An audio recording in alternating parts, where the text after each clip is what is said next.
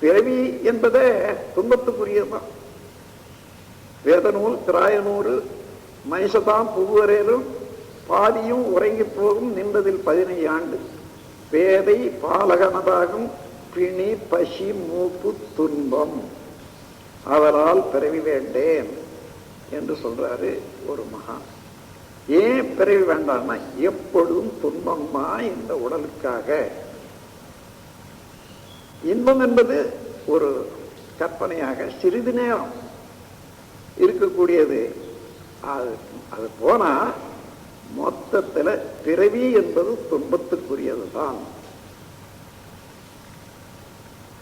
சாதாரண சொல்லுவாங்க, மனிதன் எவ்வளவுதான் ஒரு உயர்ந்த நிலையில வாழ்ந்தாலும் அவனுக்கு உபத்திரவங்கள் என்பதை தவிர்க்க முடியாது.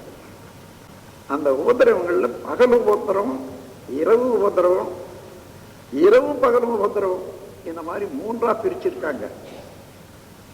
பகல் உபத்திரவம் என்பது ஈயும் பிச்சைக்காரனும், இரவு உபத்திரவம் என்பது கொசு மூட்டு பூச்சி. இரவும் பகலும் உபத்திரவம் என்பது அது எறும்பும் வாழ்க்கை துணவரும். இதை இப்படி மூன்று வகையாக்கி 6 வகையா பிரிச்சிருக்காங்க. இது ஈடுபட்டவங்களா இருந்தா நான் ஒன்றும் சொல்ல போறதில்லை, எல்லாரும் அதுக்கு உட்பட்டு தான் இருக்கும்.